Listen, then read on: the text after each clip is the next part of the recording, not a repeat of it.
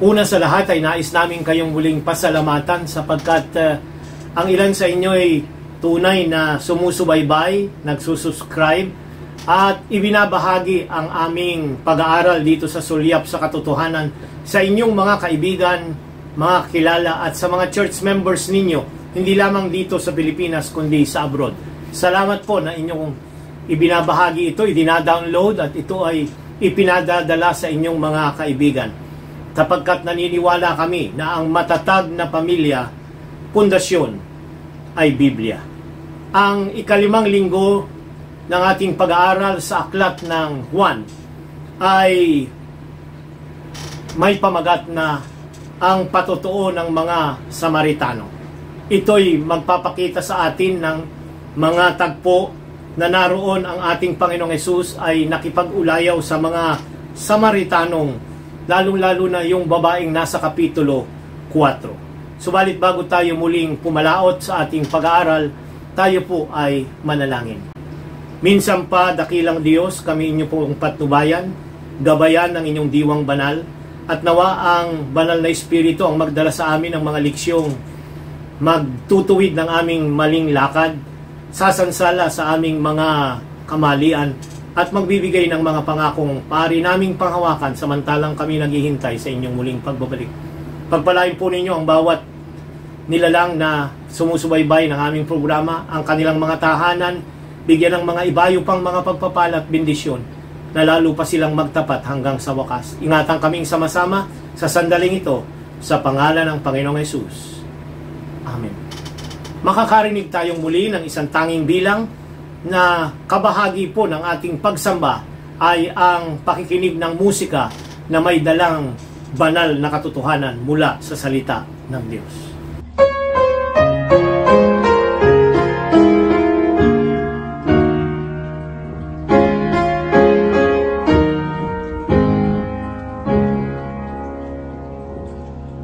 I would love to tell you what I think of Jesus, since I found in Him a friend so strong and true. I would tell you how He changed my life completely. He did something that no other friend could do. No one ever cared for me like Jesus. There's no other friend so kind as He. No one else could take the sin and darkness from me. Oh, how much He cared for me. All my life was full of sin when Jesus found me. All my heart was full of misery and woe. Jesus placed His strong and loving arms around me, and He led me in the way I ought to go. No one ever cared for me like Jesus.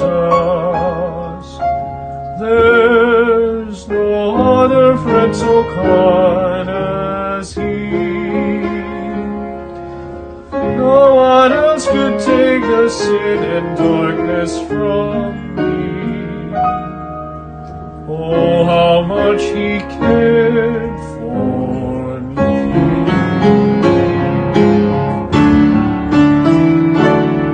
Every day He comes to me with new assurance. More and more I understand His words of love. But I'll never know just why He came to save me, till someday I see His blessed face above. No one ever cared for me like Jesus. There's no other friend so kind as He. No one else cross could take the sin and darkness from me. Oh, how much He cared for me.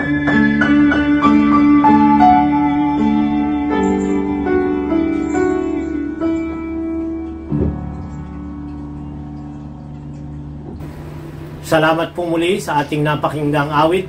Nawa ito'y magbigay sa atin ng katiyakang ang mga pangako ng Diyos ay tiyak at Kanyang gagawin ang Kanyang mga ipinahayag. Ang ating pong ididiing mga salita o bahagi ng banal na kasulatan ay masusumpungan sa Kapitulo 4 ng Juan, 1 hanggang 42, ang Juan 3:26 hanggang 30, ang Jeremias 2:13, ang Zacarias 14:8, ang Ezekiel 36:25 hanggang 27. Ang mga bahagi ng banal na kasulatang itong kinasihan sa bago at sa lumang tipan ay kinakailangan nating muling pag-ugnayin upang lalo tayong magkaroon ng mas malalim na pagkaunawa ng leksyong ating pinag-aaralan. Ang ating pong susing talata o yung talatang sa uluhin ay masusumpungan dito po sa Kapitulo 4, ang talata ay 42. Sinabi nila sa babae, "Ngayoy sumasampalataya kami, hindi dahil sa iyong sinabi, sapagkat kami mismo ay nakarinig at nalalaman naming ito nga ang tagapagligtas ng sanlibutan." Narito ang mga tao na naroon sa bayan ng Sikar, napapansinin po natin, na tinigilan ng ating Panginoon upang humingi ng tubig sa isang babaeng naroon sa balon ni Jacob. Subalit kanyang dinala ang pabalita na nakilala niya ang tagapagligtas. Subalit ng kanilang marinig ang Kristo, lalo silang sumampalataya at nagtiwala na siya ang magdadala ng kaligtasan sa kanilang mga buhay.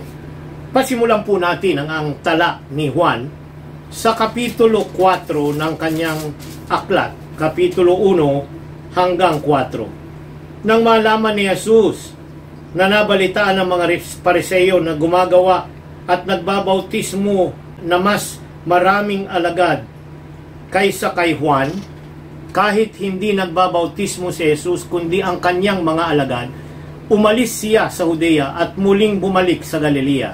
Subalit kailangang dumaan siya sa Samaria. Kung papansinin po ninyo ang geograpika ng Palestine o yung Israel, kung sasabihin natin, ang Israel ay nahahati po sa tatlong bahagi nung kapanahunan ng ating Panginoong Hesus. Yung northern part ay yung Galilee, at ang kalagitnaan ay yung Samaria, at yung southern portion ay yung Judea, ang Jerusalem. Kinakailangan kang dumaan sa Samaria kung pupunta ka sa Galilea. Napapansinin po ninyo na hindi po magkasundo ang Samaritano at ang mga Hudyo dahil sa sila'y nakipag-asawahan during the 722 BC, nung panahon ng Assyria, nang sila'y sakupin yung Northern Kingdom, ay nakipag-asawahan sila sa mga hindi mga Hudyo, kundi yung mga nasa kanilang kapaligiran. Kaya nga, medyo prejudice yung mga Hudyo na puro daw sila, na purong mga tagasunod ng ating Diyos na nasa langit. Ang katanungan natin ay, how does the woman at the well react at Jesus first? Kapitulo 4, 9, 11 at 12. Pansinin po ninyo ang tala. 9, sinabi sa kanya ng babae, Samaritana, paanong nangyari na ikaw na isang Hudyo ay humihingi ng maiinom sa akin na isang babaeng Samaritana, sapagkat hindi nakikisama ang mga Hudyo sa mga Samaritano. 11, sinabi sa kanya ng babae, Ginoo, wala kang pansalok ng tubig at malalim ang balon. Saan ka ngayon kukuha ng tubig na buhay? Higit ka bang dakila kaysa sa aming amang si Jacob, na sa amin nagbigay ng balon at dito'y uminom siya, pati ang kanyang mga anak at ang kanyang mga hayop? Narito ang unang reaksyon ng babae. Una ay question niya kung bakit nahingi si Jesus sa isang Samaritano. Naroon, tinanggap niya yung prejudice ng dalawang grupo ng mga taong ito sa isa't isa. Yung Hudyo'y mataas ang kanilang pagtingin sa kanilang sarili, at yung mga Samaritano ay mas mababa ang tingin nila sapagkat sila'y nakipag-asawahan nga at hindi purong mga Hudyo. Hindi nga sila pinahihintulutan na sumamba doon sa templo sa Jerusalem, kaya nagtayo rin sila ng kanilang templo doon sa Mount Gerizim. Ang susunod pang mapapansin natin dito ay kanilang inaangkin na ang balong iyon ay pinagkaloob ng kanilang amang si Jacob, at doon pinagpala ang kanyang mga anak, ang tribo ni Jacob ng kapanahonang yaon. Kaya nga sa una ay mayroong prejudice. Subalit, what makes the woman believe that Jesus is a prophet? Ano ang naging dahilan na tinanggap ng babaeng Samaritana na si Jesus ay isang propeta? Talatang 17 hanggang 19. Ang babae sumagot sa kanya, wala akong asawa. Sinabi sa kanya ni Jesus, tama ang sabi mo, wala akong asawa, sapagkat nagkaroon ka ng 5 asawa, at ang kinasasama mo ngayon ay hindi mo asawa. Totoo ang sinabi mong ito. Sinabi sa kanya ng babae, Ginoo, nakikita kong ikaw ay isang propeta. Talatang 29, pansinin po ninyo ang pangungusap na muli ng babae. Hali kayo, tingnan ninyo ang isang tao na nagsabi sa akin ang lahat ng mga bagay na aking ginawa. Ito na nga, kaya ang Kristo. Narito, ang hinihintay nilang Kristo, ang Mesiyas na tagapagligtas, ay naritong kanyang pinatututuhanan. Pinaniwalaan niya na siya ay isang propeta sapagkat sinabi niya kung ano ang kanyang ginawa at ginagawa sa kanyang mga buhay. Pati yung mga lihim na first time pa lang silang nagkita'y sinabi na siya'y mayroong 5 asawa. Ilagay mo ang iyong sarili sa lugar ng babae. Narito sa harapan ng isang estranghero, someone from a rival religion who quickly revealed that he knows some of her dark life, most personal secret. No wonder she had changed an attitude. Thus, it is not the physical presence of Jesus that convinced the woman that he is the Messiah. His physical appearance meant nothing to her. It is His word, ang kanyang salita. Yon ang nagkaroon ng impact upang magbago siya ng pananaw at attitude. Here, si Juan ay nagsasabi na ang tema ng salita ni Jesus ay nakakapagbago at nakasaling ng kanyang buhay. Tunay na ang babaeng ito ay mayroong pagbabago sa kanyang buhay. Ano ang background ng issue na ito na si Jesus ay kinakailangang pumunta doon sa Samaria? Papansinin po ninyo na iniintriga ng mga Hudyo o ng mga leader doon sa Judea ang ating Panginoong Jesus na siya'y nagbibinyag. Bagamat hindi siya nagbibinyag, kaya nga't umiwas ang ating Panginoong Jesus. Subalit ang sabi doon, kinakailangan siyang dumaan sa Samaria. Ang mga Pariseo ay na-discover na ang mga alagad ni Jesus ay nagbibinyag. Subalit ng mas marami kaysa kan Juan Bautista. Ang sitwasyong ito ay nag-create ng tension between sa tagasunod ni Juan at sa mga tagasunod ni Jesus. Ang tagasunod ni Juan, quiet, naturally were jealous for their master's reputation and status. John's impressive reply was that he must decrease, but Jesus must increase. John 3:30. To avoid confrontation, Jesus departed to Judea to Galilee. Samaria provided the most direct road between those two locations, but it was not the only road possible. Devout Jews would take the long way around going through Perea, but Jesus had a mission in Samaria. He had to meet that woman whom will be a witness to those people in that village. Sa Juan Kapitulo 4, 21 hanggang 24, pansinin po ninyo ang sinabi. Sinabi sa kanya ni Jesus, "Babae, naniniwala ka sa akin na darating ang oras na iyong sasambahin ang Ama, hindi sa bundok na ito o sa Jerusalem. Sinasamba ninyo ang hindi ninyo nakikilala. Sinasamba namin ang nakikilala namin sapagkat ang kaligtasan ay mula sa mga Hudyo. Subalit dumarating na ang oras na ngayon na nga ay sasambahin mo ang tunay na sumasamba ang Ama sa Espiritu at katotohanan, sapagkat hinahanap ng Ama ang ganong mga sumasamba sa Kanya. Ang Diyos ay Espiritu at ang mga sumasamba sa Kanya ay kailangang sumamba sa Espiritu at sa katotohanan. Narito, anong idinidiin ng ating Panginoong Hesus? Hindi sa lugar mahalaga ang pagsamba, kundi yung Espiritu na pagkilala kung sino ang Diyos na totoo at ano ang ginawa niya sa iyong buhay. Sa Juan 4:23 hanggang 24 ay pinaalala ni Jesus ang kanyang paglilinis doon sa templo. Si Jesus has come to earth to restore the proper worship of God. A localized temple favors one people over another. Worship in spirit, however, is universal. It is not tied to any geographical place or particular people. Jesus brings out that the location of worship is not nearly as important as the attitude of the worshiper. It is not so much where we worship as whom we worship. In the story of the Samaritan woman, John continues the themes of chapters 2 and 3. For one thing, Jesus knows all about the Samaritan woman. He reads her hearts and her history, as did the Nicodemus in chapter 3. This knowledge gives her the confidence to proclaim Him. In return, Jesus replaced the worship of the Samaritans with a more adequate faith based on spirit and truth.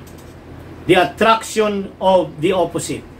As a result of the woman's testimony and their own encounter with Jesus, what do the Samaritans come to believe about Jesus? Ano po ang sabi? Sa talatang 42, yung ating pong susing talata, sinabi nila sa babae, "Ngayon, sumasampalataya kami, hindi dahil sa iyong sinabi, sapat kami mismo ang nakarinig at nalalaman namin, ito nga ang tagapagligtas ng sanlibutan." Narinig nila mula sa bibig ng ating Panginoong Hesus kung sino siya, what was about Jesus that causes them to believe. Siya ang tagapagligtas ng sanlibutan, the Savior of the world. Means that salvation is no longer bound by ethnic or geographic consideration. Hindi na lamang mga Hudyo ang aangkin ng kaligtasan. Si Jesus ay para sa lahat ng tao, including despised group such as the Samaritan. They can claim the fullness of God's favor for the scorned and rejected. This kind of salvation comes and a great and welcome surprise. To those oppressed and excluded, this great salvation comes as the shattering of a world in which everyone knows his or her place. What are all these things telling us? Anong sinasabi ng mga talatang ito para sa atin? It is said that relationship opposites attracts. The stories about Nicodemus and the Samaritan woman portrays these two in stark contrast to each other. Nicodemus is a man. The Samaritan is a woman. He is a Jew, a Pharisee no less. She is a lowly Samaritan. He comes by night. She comes at noon. He is rich, John 19:39. She is poor, as she would not have fetched water at the heat of the day. He is highly educated, the teacher of Israel, John 3:10. She is as the woman as first century Palestine, probably an illiterate. He is pious, a Pharisee. She is an adulteress. She is highly respected. She is probably despised and rejected, even by her own Samaritan neighbor. He has a great name. known from ancient writing outside the Bible. She is anonymous. He lives in the holy city, Jerusalem. She lives in Sychar, which means drunkenness. He is open to believe, yet slow to accept. She is suspicious at first, yet quickly to embrace Jesus when she realizes who He is. In these two stories, we see a living parable of John 3:16. God sent His Son so that whosoever believe might have eternal life. In these two individuals, we see the opposite of the extreme. Whoever, no matter who you are, your station in life or your sinful condition, you are welcome to receive Him. He is truly the Savior of the world. Jesus had begun to break down the partition wall. Narito po ang sinasabi sa atin. Si Jesus ay kanyang winasak ang pader na naghihiwalay sa mga Hudyo at sa mga Hentil. Ipinangaral niya ang kaligtasan ng sanlibutan. Though he was a Jew, he mingled freely with the Samaritan, setting at naught the Pharisaical custom of his nation. In face of their prejudices, he accepted their hospitality of the despised people. He slept under their roof, ate with them at their table, partook of their food, prepared and served by their hands, and taught in their streets, and treated them with the utmost kindness and courtesy. Those who call themselves His followers may despise and shun the outcast ones, but no circumstance of birth or nationality, no condition of life can turn away His love from the children of men. To every soul, however, Jesus says, if thou hast asked me, I would have given thee living water. The gospel invitation is not to be narrowed down and presented only to a selected few who suppose will do us honor in their accept if they accept them. The message is to be given to all. The Desire of Ages, page 193, 194. Meron po tayong ilang mga tatalakaying mga katanungan sa ating pagtalakay ng ating leksyon. How can we gain a clearer insight into the deceitfulness of our own heart? Paano tayo magkakaroon ng mas malinaw na pagtingin, pananaw sa pagiging mandaraya ng ating mga puso? In what types of setting are you most willing to confess your mistakes to others? How can the church help to create such a setting? Atin pong pansinin ang mga katanungang ito. Unang-una, paano tayo magkakaroon ng malinaw na pananaw tungkol sa pagiging mandaraya ng ating mga puso? Unang-una sa lahat, tanggapin natin tayo ay naapektuhan ng kasalanan. Ang puso natin ay puno ng makasalanan at naapektuhan ng kasalanan. Kaya nga, paano tayo magkakaroon ng malinaw na pananaw? Hingin natin ang malinaw na puso kagaya ni Salmista David. Anong sabi? Create in me a clean heart, O God, and renew a right spirit. Lalangin mo sa akin ang isang malinaw at dalisay na puso. Ito nawa ang ating panawagan sa Panginoon para magkaroon tayo ng mas malinaw na pananaw sa ating mga sariling buhay. Sa anong setting maaari nating ibigay na ipahayag ang ating mga kamalian sa iba? Ayan. Alam niyo kung minsan takot tayong magpahayag ng ating mga kamalian. Kagaya ng babaeng iyon na naroon sa well of Jacob. Kanyang tinanggap ang kanyang kamalian at ipinahayag ito sa ating Panginoon at doon sa mga taong nasa kanilang kapaligiran. Paano nagkaroon siya ng ganito type of setting? Kung tayo po ay bubuksan natin ang ating mga buhay na mayroong pagpapakumbaba at yung willingness na magbago at tanggapin ang nais ng Diyos para sa atin. How can the church help to create such setting? Paano ang iglesia ay magkaroon ng ganito? Ang iglesia po dapat ay lugar na tinatanggap natin ang mga makasalanan at hindi ichinichismis at hindi minamarites ang kanilang mga kamalian, bagkos dadalahin natin, aakayin natin sila sa pagsisisi at papatnubayan natin sila sa mga pangakong pwede nilang tanggapin. Ang susunod na set ng katanungan ay, to what degree it is possible for Christians today to have the kind of discernment of others' thought, motivation, and feeling that Jesus had. Sa papaano daw posibleng ang mga Kristiyano ngayon ay magkaroon ng ganong pagkaunawa sa kanilang mga kaisipan, motivation at mga pakiramdam na naramdaman ng ating Panginoong Hesus. Paano? Simple lamang mga kapatid, yung discernment na yon, yung spiritual discernment na yon, ang sabi doon ay buy of me. Pero paano daw doon sa Revelation, yung spiritual discernment doon, buy of me. Paano daw tayo bibili ng walang bayad? Libre po ito.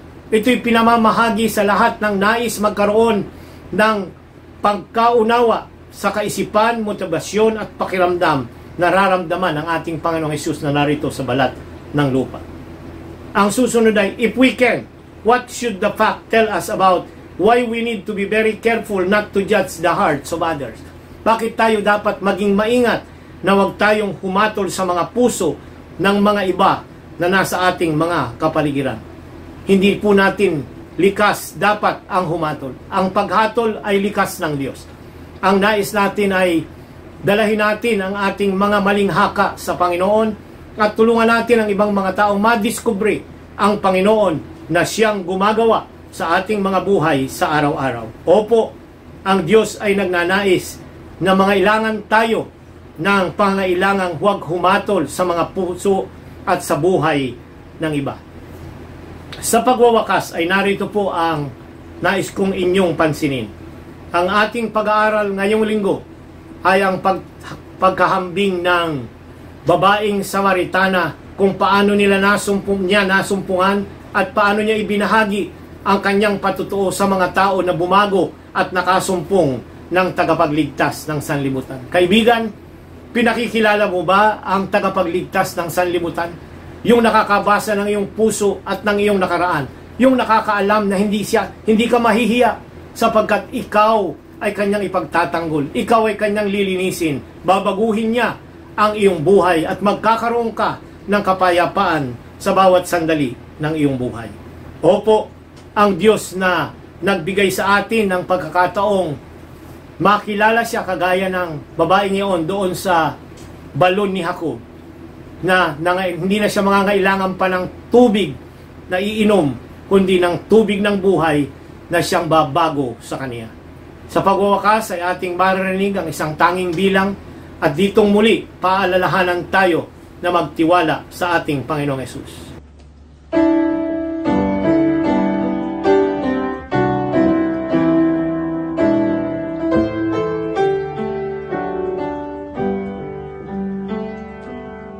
My faith has found a resting place, not in device nor creed.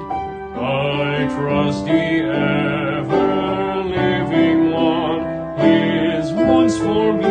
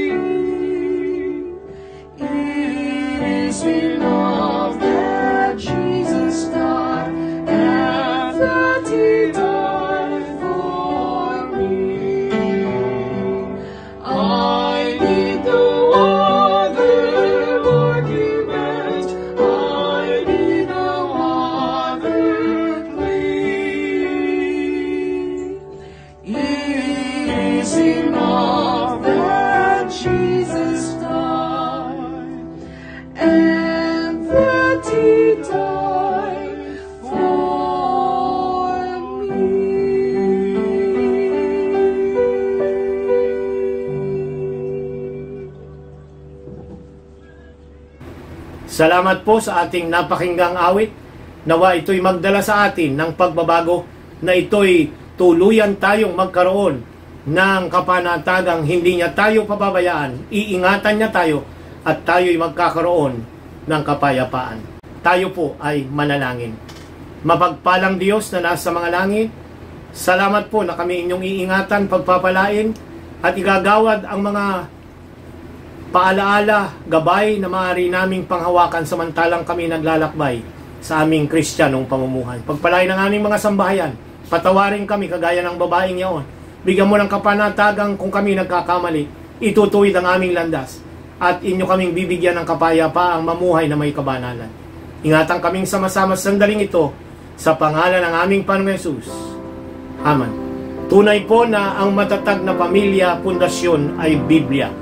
Sa sulyap ng katotohanan, dito makakasumpong kayo ng mga katotohanang magpapaalala sa atin na kayo'y mahal ng Diyos at siya ang ating tagapagligtas at tagapagligtas ng sanlibutan. Pagpalain tayong muli ng Panginoon.